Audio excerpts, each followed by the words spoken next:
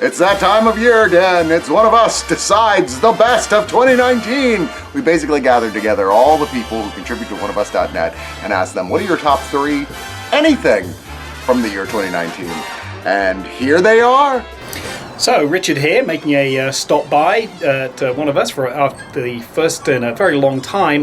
My top 3 things of the year so far were Parasite. Best movie? Honestly, it's going to be Parasite. Definitely Parasite. Probably not the only one to say this, but Parasite. 아 잠깐. 제시카 외동딸 일리노이 시카고 과선배는 김치모 그는 이사촌. Bong Joon-ho finally having his breakthrough success that everybody has expected. Hands down, best movie of the year. One of the greatest things I've ever seen in my entire life. I went to this movie not knowing what I was getting into, and my God, it just took me by surprise. I was at the edge of my seat through most of the last half of it. Like, there's so many twists and turns. You don't see certain things coming, and by the time it's over, you're just like, what the fuck just happened? But in the most possible great way. The most impressive thing about the movie is that in the theater, I was gasping at just how crazy some of the stuff in it was, and I loved it. Oh yeah, not just you. Everybody in the theater was just like, during some scenes. And this is a surprise even to me as I'm thinking about it, but I'm pretty sure my top film of the year is gonna be The Irishman. Third thing, movie, I'm gonna go with The Irishman. And I'm like literally only realizing that as we're recording because it's the one that I have come back to the most. The Irishman is just one of those movies that, you know, it's people in their element making a movie that you love, that you've loved from them before, and returning to that form. And it's a story that's always fascinated me, the story of Jimmy Hoffa. It is a true culmination. I know it's probably not Scorsese's last movie. It combines his existential dread from his religious movies with his gangster films, and brings it back as thinking about what are the consequences of our actions, both artistically and within the context of Irishman, real life murder and mayhem, and what impact that has on your soul and as a person who has to live with those regrets. And of course it's A-level Scorsese with the needle drops and the cinematography and the fucking with chronology. I mean, he's basically like old Tarantino in that way. My favorite movie of the year is Dr. Sleep. I love big tentpole horror movies, and it's this big, epic 2.5 hour, emotionally driven, very resonant horror film with interesting characters and a unique world. It was honestly the most fun I've had in cinema this year. The other thing is the Star Wars Fallen Order game. I forgot what it's like to have a good Star Wars game come out. It was a great story, actually the best story I played since the Knights of the Old Republic. The graphics looked great. The only thing I wish is that it had a not boring white guy main character. The third is The Expanse. It's in its 4th season this year. It's the first time I've seen hard sci-fi done well in an action or horror format. I'm relatively certain the best science fiction show on television right now. Number 1, Netflix, I Think You Should Leave by Tim Robinson. Great show, one of the best sketch comedies in years. He was a writer on SNL. The show feels like it's all the sketches that didn't make SNL because they were too weird, and he finally got a chance to do them. Number 2 thing of the year, Jay-Z's music being back on Spotify. I've been listening to it a lot. I don't know how many rap fans are on here, but for the younger listeners, if you just know Jay-Z as Beyonce's husband, go back and listen. There's some really incredible music in there. Best game for the year for 2019, Devil May Cry 5. Button smashing fun and its best. Best TV, lots to choose from, but it's come down to Good Omens, David Tennant and Michael Sheen doing what they do best, and that certainly made me laugh. And then as far as films are concerned for this year, it has to come down to Pete Jackson and Weta Studios and their work they did on They Shall Not Grow Old. Moving stuff, excellent work. I don't think I've heard anyone talk about Us. I mean, I think I have to give, a special consideration prize to Us, because I fucking loved Us. I thought it, achieved its ends as much as Get Out did. Lupita Nyong'o in that is such a revelation. Her work in that is just so talented and so beyond the pale. It's a movie that took big bites and sometimes maybe didn't swallow it as well as it could be swallowed, but it really tried, and I really enjoyed that. I will also say Under the Silver Lake, which is a very, very divisive movie. I like Thomas Pynchon, I like Dom DeLillo, and I think it's kind of in that scope. I definitely think, like, as far as what are some of the movies out this year that really took a chance, that's one that did. And last is Dolomite Is My Name. I've been wanting an Eddie Murphy comeback for a while. I think it's his best work in years. I think it's very heartwarming. You really, really pull for Murphy's interpretation of Rudy Ray Moore and what he's trying to do. It looks like Eddie may be getting into a little bit of a renaissance, and I think that's great. So my top 3 of the year is kind of hard to say. First one I think is going to be a movie, which is Knives Out. It's not the best movie of the year, but god damn do I love a whodunit, and that movie just nails it. Rian Johnson, since Brick, has been killing it. Another one is one that no one else is going to talk about. That one's going to be After Party. It's a game about 2 kids, or 2 college students, whatever, who die and go to hell and have to outdrink the devil to get out of hell. It is weird, it is crazy, but the writing is brilliant, it's hilarious, and it's a well-made, just adventure game. Think of old school adventure games. And the last one, I'm going to say Witcher for TV. It's probably not the best TV show that's come out this year, but I haven't finished Mandalorian, I haven't watched Watchmen, but I'm a huge Witcher fan, and that show just sells it for fans of the books, and just it's a really great 8 hours of television. Get past the first episode, you should really like it. But yeah, those 3 things combined kind of just made it a perfect trifecta of pop culture this year for me. 2 of my top 3 are going to be TV shows, because for the first time in I don't even know how long, I watched 2 different series week to week as opposed to waiting for when they were completely aired and binging them. The first was The Mandalorian on Disney Plus, which, by the way, is the only reason to have Disney Plus. And the other was, of course, Watchmen on HBO, which was mind-blowing television on another level. I think we're all aware that it's next level shit. So my top 3 favorites of the year, I would say, in no particular order, be Ready or Not. That movie was just such a breath of fresh air. It felt like the first time I saw Cabin in the Woods. Such a nice commentary on what they're doing, and just the fact that it turns at a certain point and you think it's going one way, it goes the complete opposite, and it takes a real comedic bent to it too. I thought that was great. I know it's cliche, but Avengers Endgame just paid off 10 years of movies, and I just love that universe. And then the other one is Krakoa and the X-Men comics going on right now, because Disney has reacquired those rights. I feel like they're putting more effort into them, and the X-Men's the best it's been in about 10 years. I've decided to talk about my top 3 sneakers. A subculture of being a basketball fan is to be a sneakerhead. First, we have the Travis Scott Air Jordan 1s. They have a unique feature in that they have a backward swoosh on the outside. These are impossible to get. The resale market, these shoes currently go for about $750. My second favorite pair of shoes is a pair I actually got today. Colin Kaepernick on December 23rd released these versions of Air Force Ones. Air Force Ones are some of my favorite shoes of all time. These actually feature his unique logo of his Afro profile, and so these were some pretty amazing shoes. And my favorite pair of 2019 is actually a pair I've got right here. The Jordan 11 is my favorite sneaker of all time. This was, back in the day, the most comfortable shoe to play basketball in. It's the most comfortable shoe to walk around in. It's the crown jewel of any sneakerhead's collection. Alright, so 3 things that I have enjoyed watching and or streaming this year. Resurrection Ertugrul, which is a show that came out of Turkey that has my friend Shamal Hunal in it, which is a visitation of loosely based on the Ottoman Empire's formation in the nomadic tribes of Turkey. Wonderful, shot in Turkey, historical garb is fantastic. If you like Knights Templars and such, wonderful. Eliza Schlesinger, comedian, fantastic, super ruthless and funny, elder millennial. I often slip right into a lot of the bits that she does. I'm slowly becoming her in my dreams. She's wonderful. Third thing that I have just picked up and is absolutely astonishingly funny is The Letterkenny, which is a show about a bunch of Canadian farmers who are just so funny and quick, off the cuff, delightful. Can't stop watching it. I'm going to talk about the 3 movies that I saw twice in 2019. Were they worth seeing twice? I don't know. I'll let you be the judge. Child's Play. Yes, the weird Child's Play remake that some folks wouldn't see out of sheer principle. I thought it was actually pretty respectful to the original Child's Play. They don't step on the toes of any of the stuff that Don Mancini's done. It worked as a horror comedy really, really well. Movie number 2, Shazam.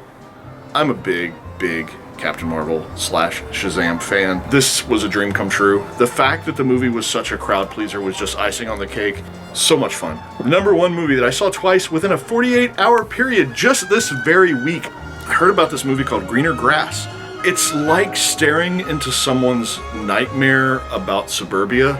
This movie has things to say about the way that people interact with others and want to be people pleasers. If you are a fan of like John Waters or people who sort of explore like the dark underbelly of suburbia, this is definitely one to watch. My top 3 forms of entertainment are reading, movies, and TV. So I'm going to give you a book, a movie, and a TV show. My favorite TV show of the year, aside from Mr. In Between, is a little show on Hulu called Reprisal. I like to think of it if this is what was going on in the US while Mad Max was going on in Australia. It's a kind of a post-economic meltdown where bikers and hot rodders are kind of out in the open mafia that run competing illegal casinos all over the country. It's fascinating. It's a great revenge story. Second, movie, Once Upon a Time in Hollywood, blew me away. Every element of that movie blew me away. Great to watch it on TV. I just watched it the night before last. Absolutely love that movie. For all of you people out there that read, The Nickel Boys by Colson Whitehead. It's a fantastic book. There's a boys' reformatory in Florida that gets closed down, and when they start snooping around, there's a bunch of skeletons. It's about mostly of young black men from the 50s and 60s. It's the best writing I've read in a good 10 years. Has a heartbreaking twist that is also strangely empowering. Excellent book, and it's a quick read. I really recommend that. I'm going to do my second favorite film, which was Marriage Story. It's a great movie that, it's weird to say a great movie about divorce, but it's a movie that really paints a real picture of a divorce that doesn't need to be one where people are at their throats at each other. I think for me, my second pick would be the new Witcher series on Netflix. I loved it, and I'm going to read those now. I'm going to play the games now. You just want to see more of Henry Cavill's body. Yeah. Well, the second thing for me, then, I'm going to pick a video game, and in this case, it's Fire Emblem Three Houses. It's a great reinvention of the classic series. I've been a diehard fan since the Game Boy release. They constantly find new ways to change the mechanics where it's still the same game, but different. And then for my third pick, I think I'd go with Jojo Rabbit. I just thought it was a really sweet film, but also sad and very poignant and funny. Taika Waititi did an amazing job. Oh, yeah. And then one of my very favorite things for my third thing is the TV miniseries Chernobyl. I really, really love this. It was one of the best made, acted, written, and directed things I've seen all year. We were always excited to watch a new episode every week. We were just like, okay, sit down and watch Chernobyl. What are those crazy Russians gonna do now? First is the rise of streaming services. We're talking about a technological advancement that is changing how we view movies, how we make movies. And now you see streaming services that are going for Oscars every year. And likewise, you see studios who are jumping into the streaming game. I think that's going to change the model of what we think movies are and how we experience them. That leads into my second. We're seeing a resurgence in 4:3 or 1:33 or Academy ratio filmmaking, also coupled with black and white. Now we're seeing a lot of filmmakers, everyone from, Robert Eggers to Paweł Pawlowski, Jonah Hill, or Paul Schrader. All of these filmmakers that are embracing the 4:3, 1:33, Academy, whatever you want to call it, and sometimes also black and white.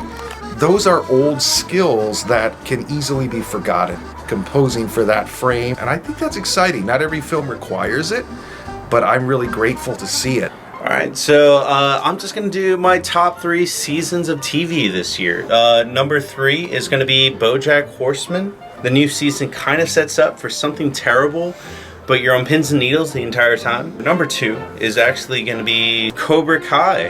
The way the drama builds up and the way that it ends is a giant cliffhanger, and I guess YouTube is just doing that in general because they don't know if they're going to get another season, so that's their way of getting more. Season 1 of Wayne, and that is my favorite show. I fucking love it.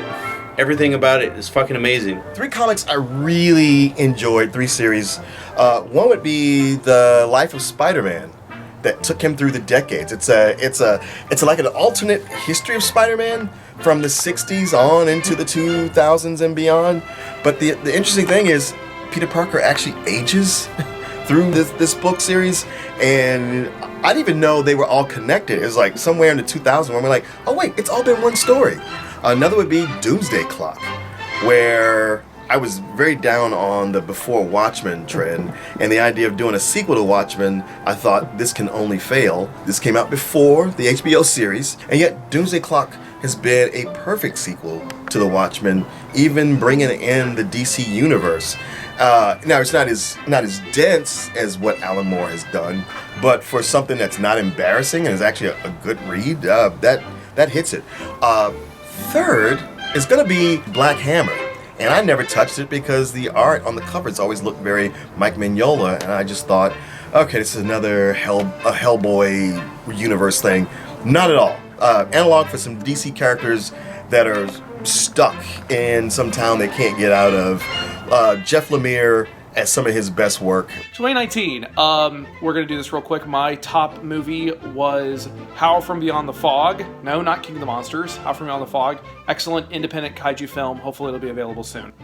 Klaus. Klaus. Klaus is a good one. My top video game was the Jurassic Park expansion of Jurassic World Evolution. Shut Up, Don't At Me. And mine was Pokemon Sword. Just the sword. Just the sword. Just the sword. Just the tip. And my favorite television series was Chernobyl because it's cheerful. And mine was Tidying Up by Marie Kondo. We're a pair, aren't we? My favorite album of the year is Power Chords by Mike Kroll. Check my pulse again. Breathe out and breathe in. Kroll is an artist I found out about through a podcast, and I've been a fan of his stuff ever since. Terrific pop, punk, lo-fi, indie stuff. And Power Chords is his most ambitious album so far. It does a lot of really terrific personal subject matter, but with such great, fun pop rock tunes. I listened to this album so many times this year, and I've actually seen Kroll twice live this year at South by Southwest and on tour. The guy puts on a hell of a show, and this is his best album to date.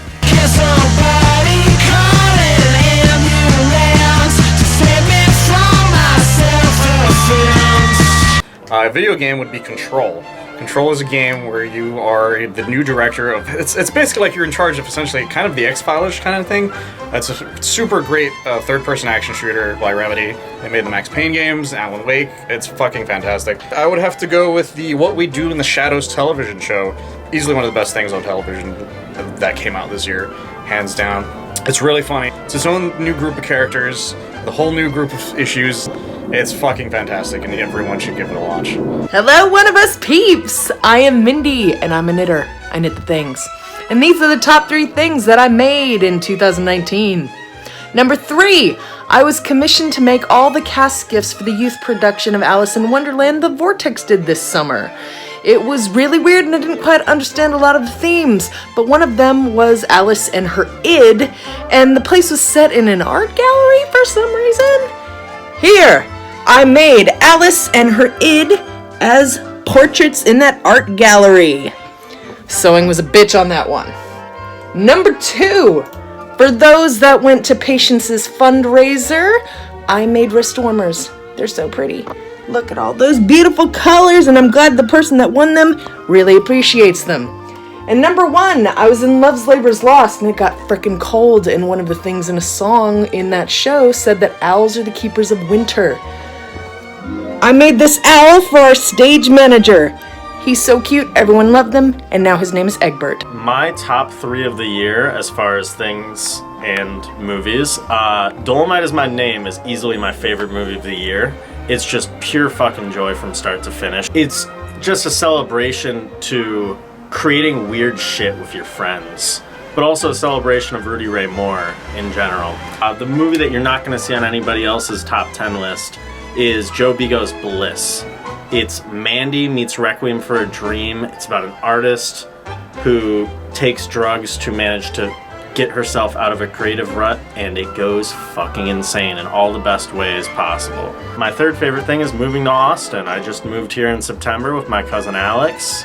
We drove way too far from Wisconsin and Iowa, and It's been a blast being here. I broke my thumb, but outside of that, everything has been fantastic, and I'm just glad to be a part of the crew. 2019 was such a great year for film and television that it's actually pretty hard to pick just 3 things for this. That having been said, my favorite film of the year, hands down, is the best Lovecraft movie ever made, aka The Lighthouse, by director Robert Eggers. It's batshit crazy, it's funny, it's weird, it's terrifying, and it is sure to stick with you long after the credits roll. This is one that I am definitely going to be watching again and again. My second favorite film of the year, runner-up, would be this summer's Ready or Not, which is just a solid, fun B-movie, the kind that they really don't make anymore, which is sad.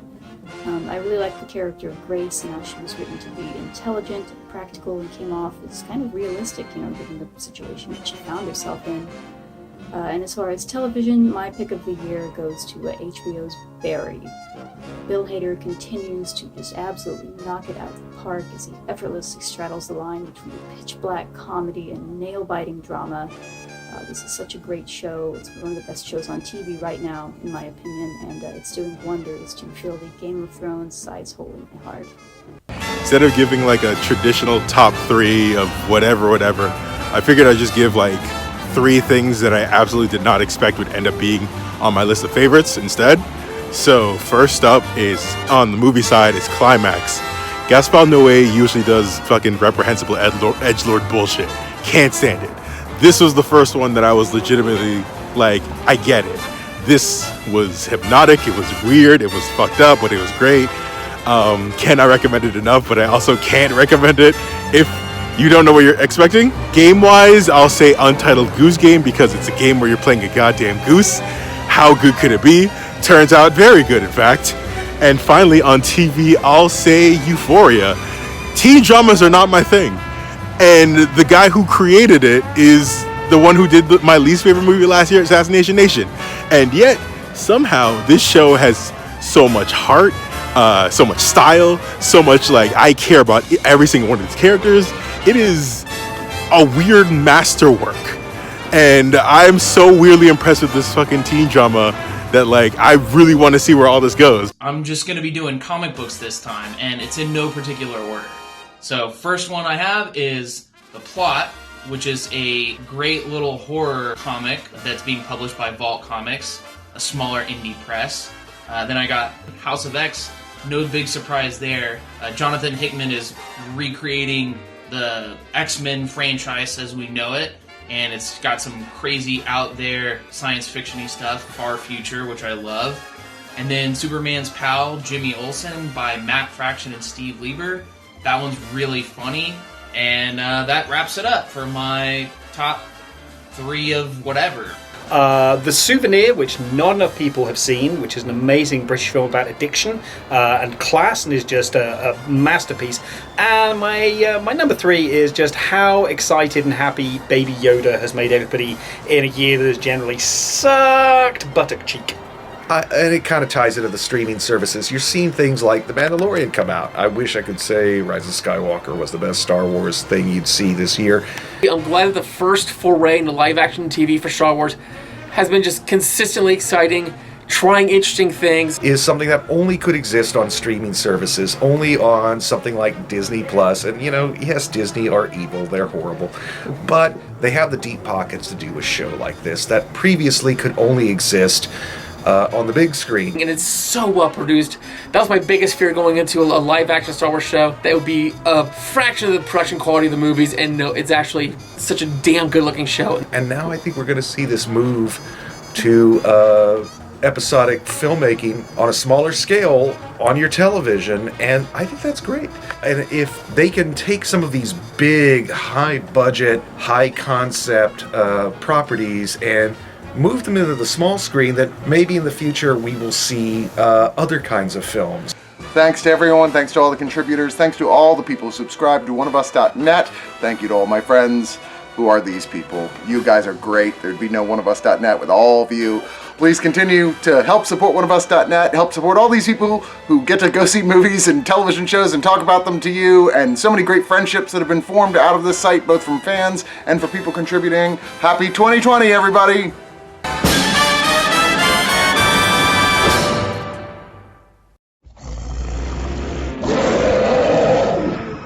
You're listening to the Oneofus.net podcast network.